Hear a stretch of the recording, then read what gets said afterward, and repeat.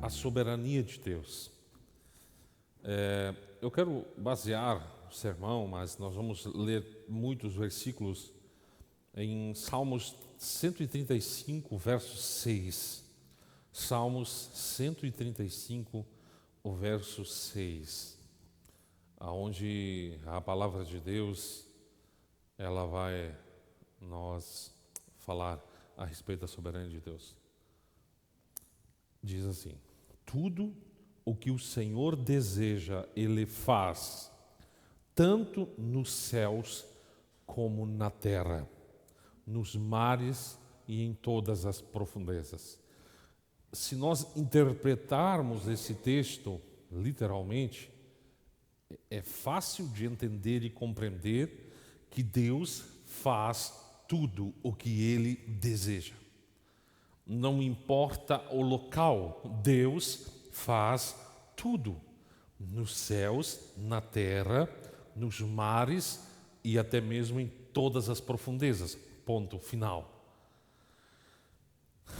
Mas essa doutrina da soberania de Deus é uma das doutrinas mais confrontadas.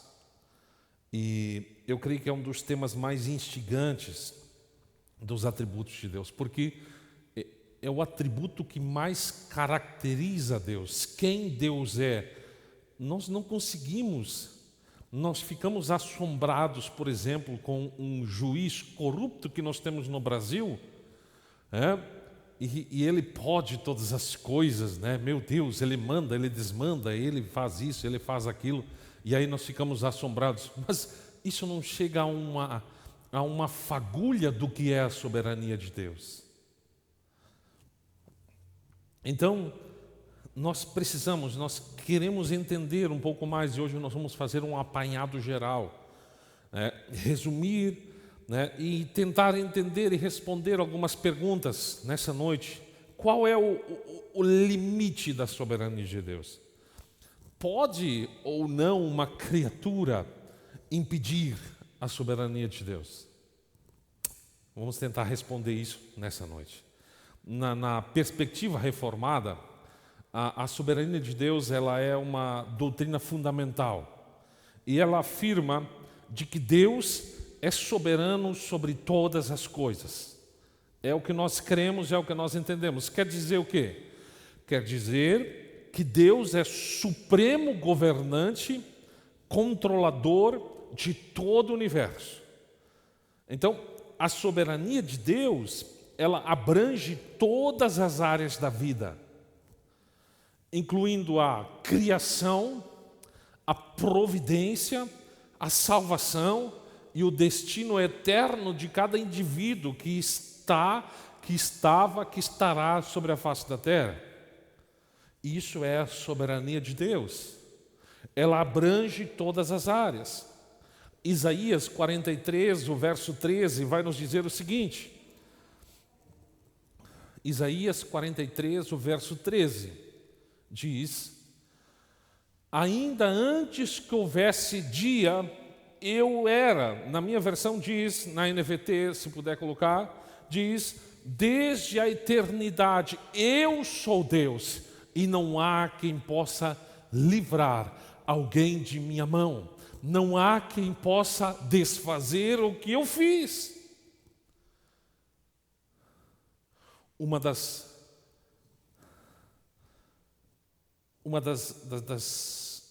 teorias mais que mais ferem a soberania de Deus é aquela que há muito pouco tempo atrás nós mesmos seguimos, que desfaz a soberania de Deus, dizendo que Deus não pode nos escolher, dizendo que Deus não tem a capacidade de nós perseverar até o final, e, enfim, muitas outras coisas. A soberania de Deus, ela vai mostrar que Deus governa sobre todas as coisas. Deus não é apenas o criador do universo. Nós defendemos tanto a questão do criacionismo, que Deus criou todas as coisas, e amém. Mas aí parece que Deus perdeu o controle da humanidade, né? Se Deus estivesse no controle da humanidade, não existiriam guerras, não existiria estupro, não existiria aquilo, não existiria aquilo, não existiria o mal. Aí colocam tudo sob a responsabilidade de Deus. Se Deus fosse soberano, Ele não iria permitir isso. Então, entendamos uma coisa: nada acontece fora do controle ou fora do conhecimento de Deus. Deus é onipotente, Ele tem todo o poder, nada pode frustrar, nada pode resistir o seu propósito soberano. Eu amo Isaías 46 agora, e o verso 9. Nada melhor do que nós basearmos na palavra. Isaías 46, 9. Lembrem-se do que fiz no passado, pois somente eu sou Deus, e não há outro semelhante a mim. Só eu posso lhes anunciar desde já o que acontecerá no futuro. Todos os meus planos se cumprirão, pois eu faço o que eu desejo.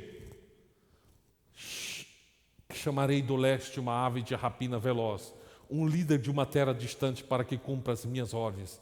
O que eu disse, isso eu farei.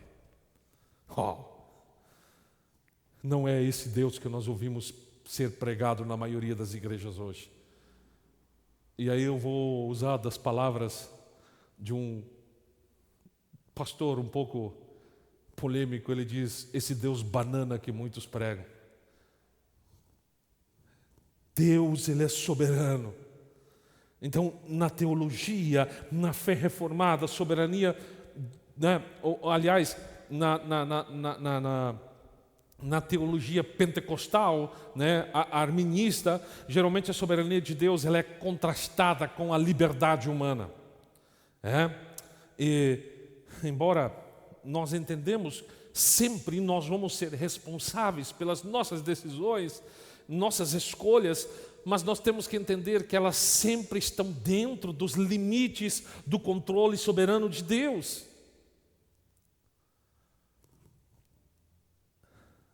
O soberano Deus, Ele opera todas as coisas, inclusive as vontades e as ações humanas, de acordo com um plano superior que Ele tem. Nós lembramos então daquele versículo que nós sabemos de cor, Provérbios 16, 9. Em seu coração um homem planeja o seu caminho, mas o Senhor determina os seus passos.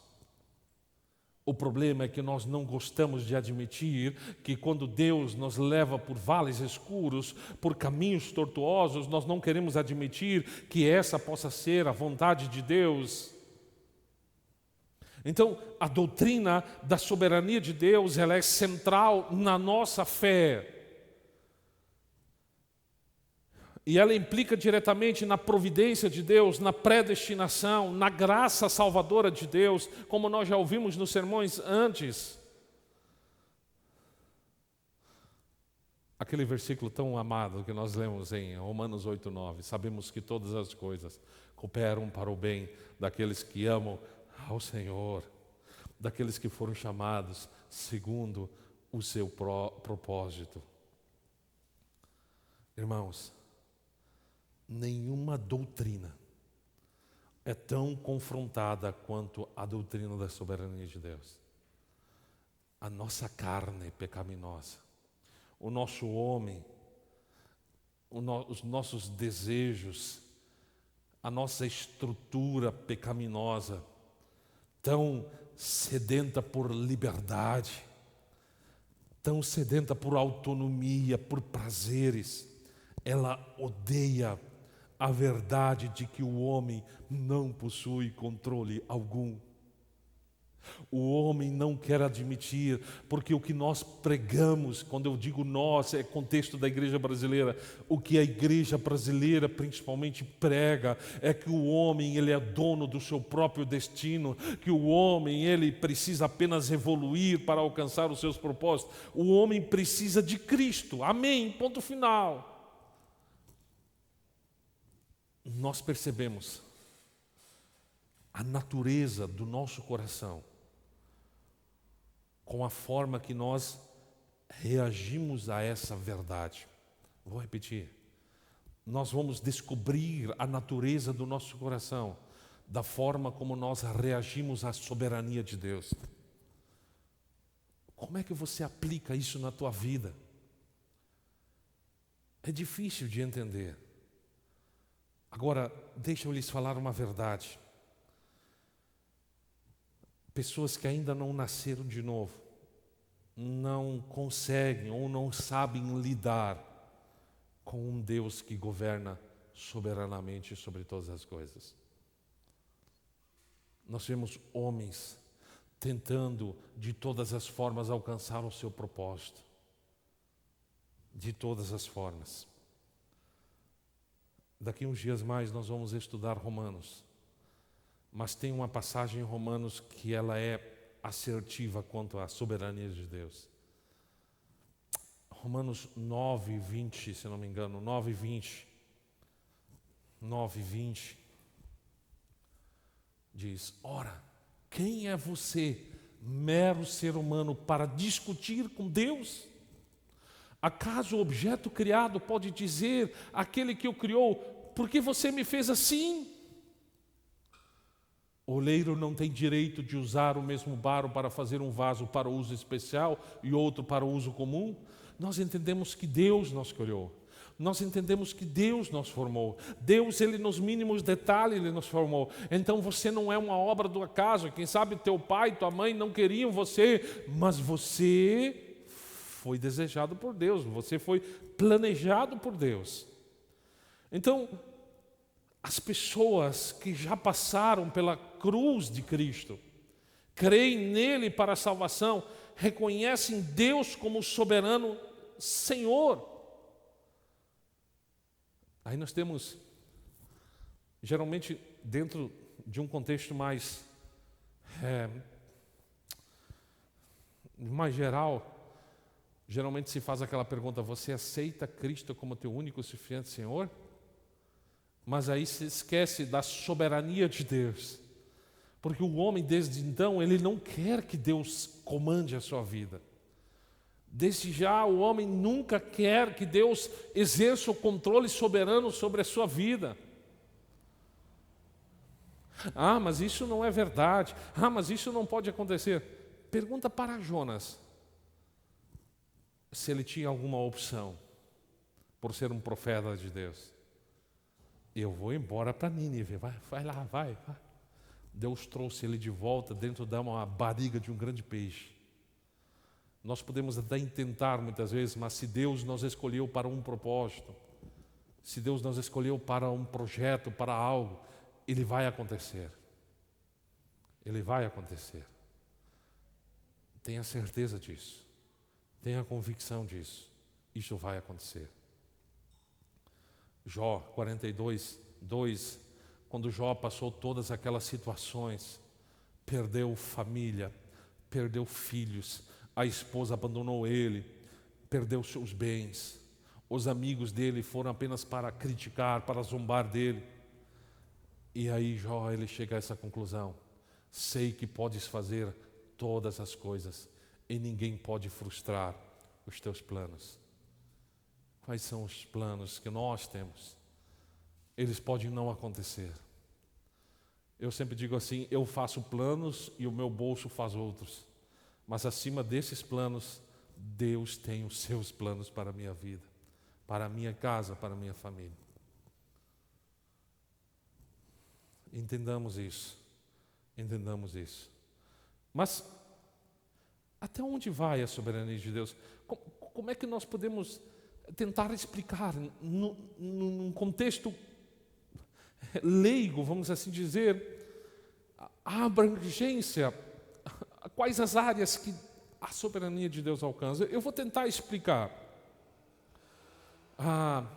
em 4 aspectos.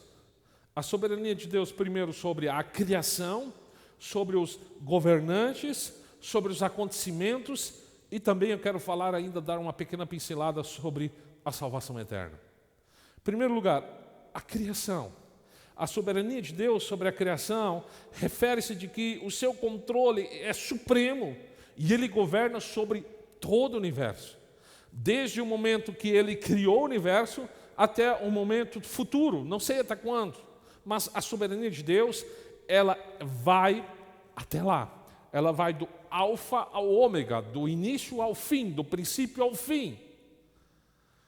Deus, ele não entregou o governo. Agora eu não me lembro como é que é essa linha teológica que faz essa interpretação, dizendo que Deus sim criou todas as coisas, mas depois ele entregou à natureza a sua própria forma de governo. Enfim, no próximo momento nós podemos falar sobre isso. Mas Salmo 103, 19 diz assim, Salmo 103, 19 diz: o Senhor estabeleceu o seu trono nos céus e o seu reino domina sobre tudo. Cada vento que sopra sobre este universo está sob a soberania de Deus. Cada gota de chuva que cai está sob a soberania de Deus. A questão é que nós queremos que a chuva caia quando nós queremos. Nós temos desejos, mas Deus tem os seus planos. Tudo acontece sob a soberania de Deus. Se Deus quer que não chova amanhã, não vai chover. Se Deus quer que chova amanhã, mas a previsão diz que não é para chover, vai chover igual. Quem governa é a soberania de Deus. A criação está sob a soberania de Deus. E dentro da criação estamos eu e você. Você não nasceu mais bonito, mais feio, porque você está sob a soberania de Deus. Mas... Enfim, a soberania de Deus sobre o governo humano. Que Deus, ele tem o controle absoluto e direção sobre as autoridades, por exemplo. Os destinos das nações. Isso não significa que Deus seja o responsável, por exemplo, pela eleição dos maus governantes. Isso é a opção das próprias pessoas, né? Ou que Ele ocasione, né, os conflitos, as guerras que existem no mundo. Ele simplesmente deixa o homem fazer aquilo que ele sempre tem desejo de fazer. Romanos vai dizer de que o mais terrível juízo de Deus pode ser Deus permitir, ou pode ser Deus dar exatamente aquilo que o coração do homem deseja. Você acha que o teu coração deseja coisas boas? Você acha que naturalmente nós queremos coisas boas? Naturalmente, nós desejamos as coisas da carne. Então, Deus, ele permite que tais eventos aconteçam ou ocorram e reina sobre o caos que eles podem ocasionar. Quem sabe se você fosse falar, se eu fosse Deus, eu terminaria com a guerra na Ucrânia. Eu também. Mas então nós não temos o mesmo prisma que Deus tem. Nós não temos a mesma visão que Deus tem. Nós sabemos apenas o passado e uma parte do presente, mas nós não conseguimos vislumbrar o futuro. E Deus, ele consegue ver todas essas coisas. Então, Deus, ele é capaz de terminar com a guerra na Ucrânia? Claro que sim. Porque eu não faço, não sei. Ele tem os seus propósitos. Mas fé é exatamente isso. É confiar em Deus, saber que Ele é soberano sobre todas as coisas.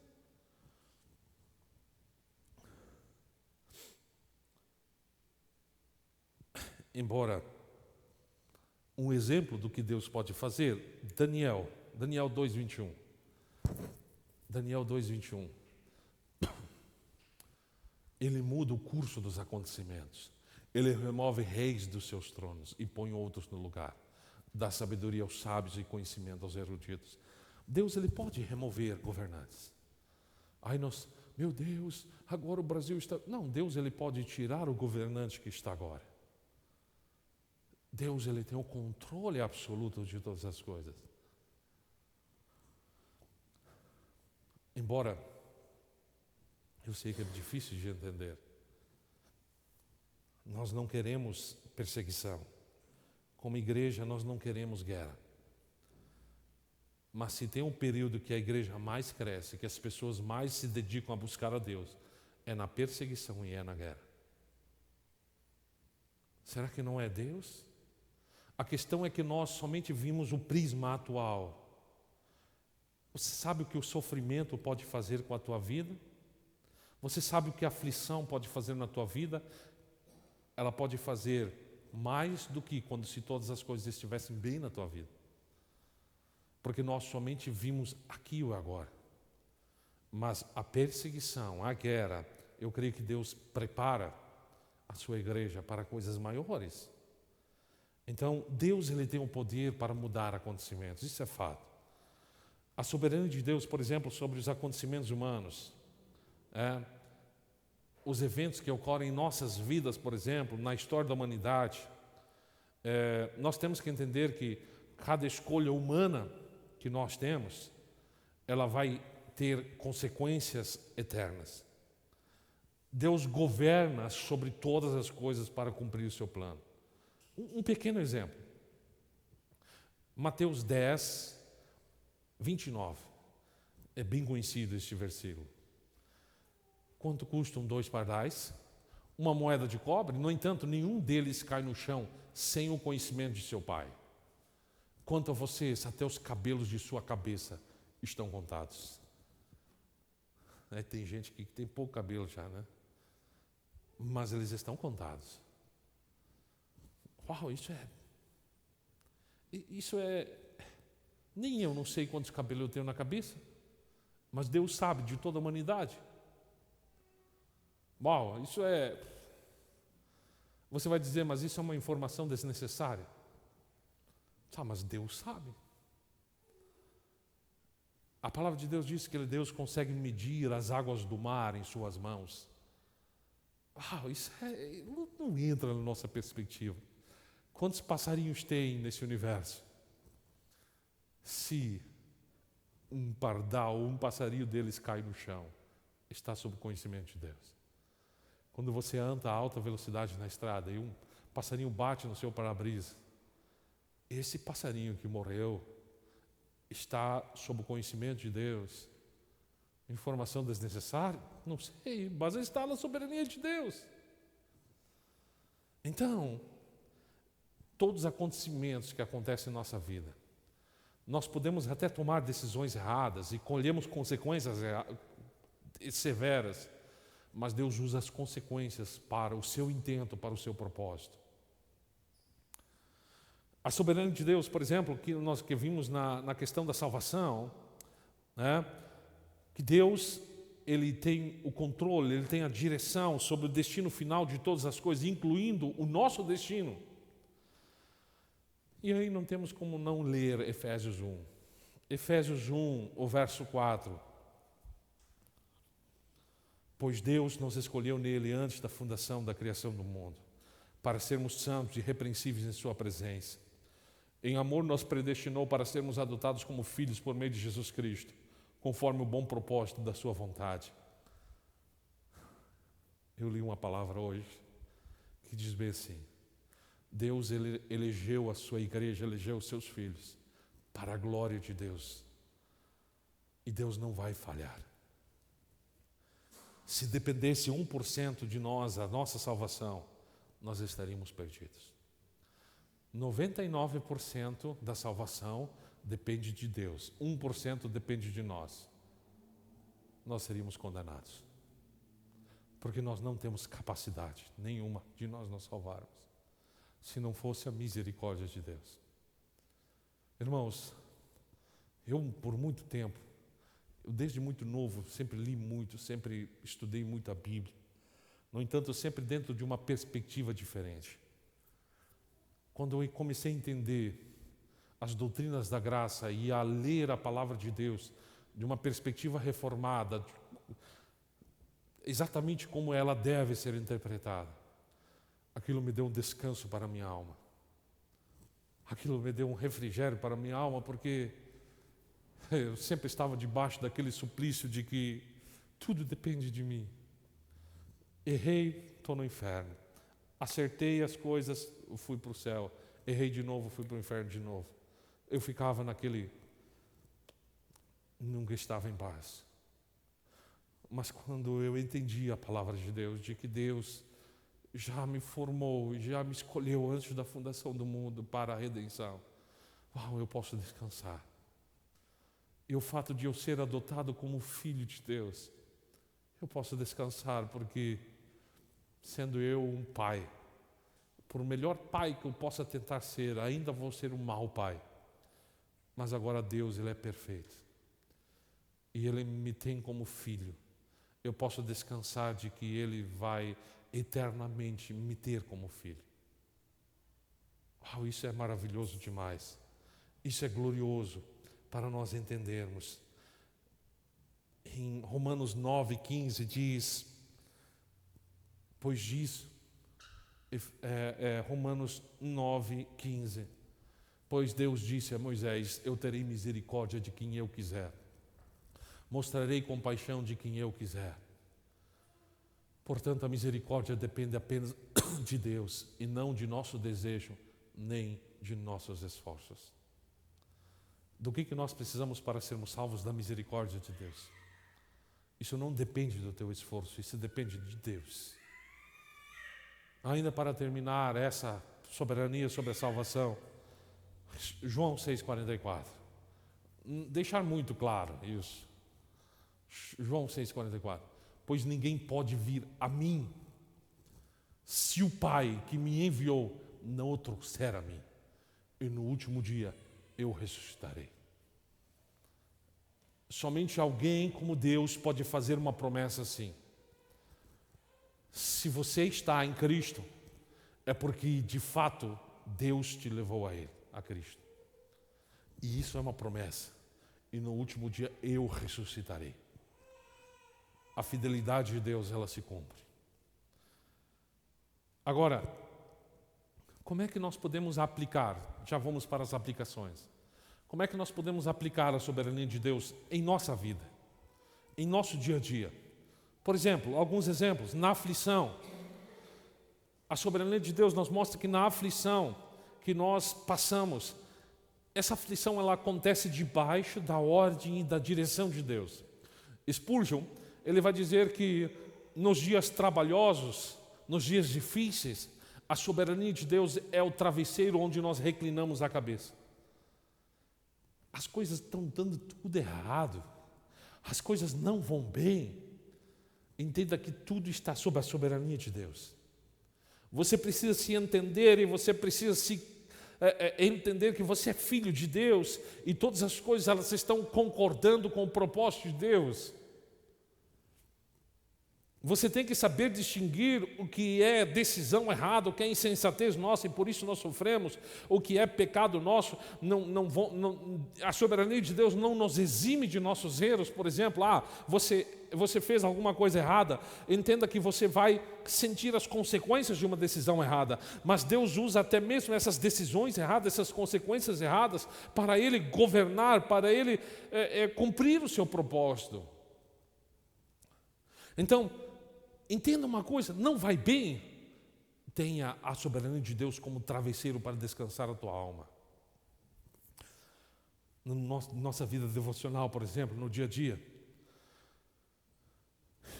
você foi salvo pela graça divina, você foi escolhido soberanamente. Então, isso arranca de mim qualquer mérito pela salvação.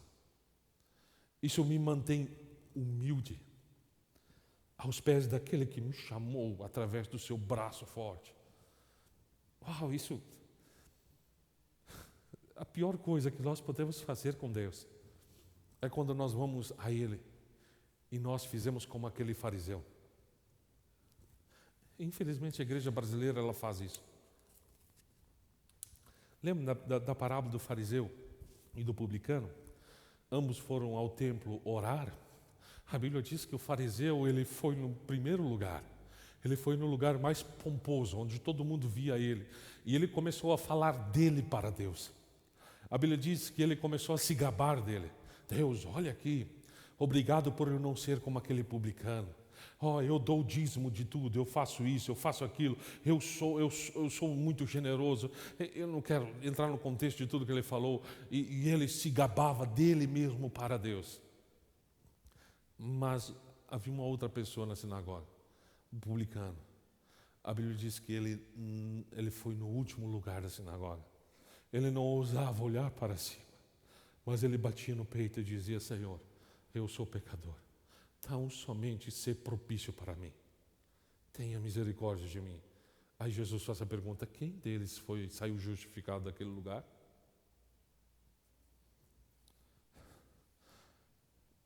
Essa é uma das maiores maravilhas da fé reformada. Quando nós entendemos a soberania de Deus na salvação. Você não está aqui, você não foi salvo pelos teus méritos. E isso nos coloca no lugar de todos. Ninguém é melhor do que ninguém. Você não foi salvo porque você tem uma condição melhor, porque você é mais bonito, mais feio, mais magro, mais gordo. Não, você foi escolhido porque Deus ama você. Deus ama você. Então lembre-se disso. Todos os dias da tua vida. Quando nós vamos orar, entenda que você está orando para um Deus que pode todas as coisas. A tua oração, ela é ouvida por um Deus pessoal, um Deus real. E Ele ouve você. E a tua oração, ela pode gerar consequências reais e eternas. A palavra de Deus nos diz que eu posso conversar com Ele com confiança, sabendo que, caso nossas vontades estejam alinhadas, nada pode impedi-lo de me atender ou de me socorrer em meus desafios ou dificuldades. No serviço, no nosso papel na igreja local. A Bíblia diz que Deus, Ele distribui os membros do corpo de Cristo como Ele quer. Se você é chamado, se você tem um desejo de trabalhar na obra do Senhor, entenda que isso é um privilégio. Nós não precisamos correr atrás de posições que Deus não tem para nós, ou de tentar ambicionar algum espaço dentro da igreja. A Bíblia diz que Deus, Ele chama, Deus, Ele vocaciona. Eu sou um servo de Deus onde Deus me plantar, e isso basta. Você pode ser um servo de Deus lá no teu trabalho, na batalha contra o pecado, a soberania de Deus. Entenda de que Deus, Ele pode te ajudar a lidar com os teus tropeços, com teus problemas. Filipenses 1:6. Vamos fazer a leitura. Já estamos chegando ao final. Tenho certeza de que aquele que começou a boa obra em vocês irá contemplá-la até o dia em que Cristo Jesus voltar. Ainda Provérbios 19:21 diz assim: muitos são os planos do coração do homem, mas o que prevalece é o propósito do Senhor. Meus irmãos, eu tenho tantos planos, eu tive tantos planos, eu tenho planos, mas o que vai prevalecer, e é a minha oração, o que prevaleça aqui seja a vontade de Deus. Se Deus não fosse soberano, qual seria a nossa segurança? Se a salvação não fosse uma obra soberana de Deus, quem poderia se salvar? A promessa do Evangelho é firme, ela é estruturada, ela é compacta, porque ela flui de um Deus soberano, que promete salvar todo aquele que invocar o nome do Senhor. Contudo, aqueles que o Pai me dá, vão ir a Jesus. E eu jamais os rejeitarei, de João 6. Nossa segurança da salvação repousa no colo de Deus, daquele que prometeu cumprir a sua obra em nossas vidas. Nós podemos, sim, pregar com coragem e ousadia porque os pecadores serão salvos. Nós podemos desenvolver a nossa santificação com temor e tremor, porque aquele que em nós começou a boa obra, ele não vai parar. Vamos usar um exemplo bíblico para isso? O último versículo que nós lemos essa noite, Atos 13:48. Atos 13:48. Você quer ver como na realidade funciona? Por que nós fizemos evangelismo? Por que nós pregamos domingo após domingo? Por que nós postamos as nossas mensagens na internet? Olha só como funciona. Ali estavam os apóstolos pregando. Quando ouviram isso, o que eles ouviram? O evangelho pregado, a mensagem do Senhor. Os gentios se alegraram. Gentios, pessoas que não conheciam a Cristo, se alegraram e agradeceram ao Senhor por essa mensagem. E todos os que haviam sido escolhidos para a vida eterna creram. Sabe por que você creu no Evangelho? Porque você foi escolhido. Porque você foi escolhido. Glória a Deus por isso. O Deus soberano, Ele nos chama a estar aos seus pés. Quando Cristo morreu na cruz do Calvário, isso nós vamos relembrar na próxima semana. A sua morte, ela foi planejada por Deus Pai. Ela foi definida para resgatar todos os que o Pai de antemão escolheu. E por ter ressuscitado dos mortos, Ele declara sem culpa todos aqueles que se achegam a Ele pela fé. Glória a Deus por isso. Glória a Deus por essa mensagem desta noite. Ele é soberano sobre a sua vida, sobre a minha vida. Ele é soberano sobre esta igreja. Os planos do Senhor. A vontade do Senhor, ela vai se cumprir. Se Deus deseja que este lugar seja cheio, vai acontecer. Se Deus deseja que nós batalhemos, vai acontecer. Se Deus deseja que o que Ele desejar vai acontecer. Louve a Deus por isso, porque os planos do Senhor são perfeitos. Os planos do Senhor não são maus.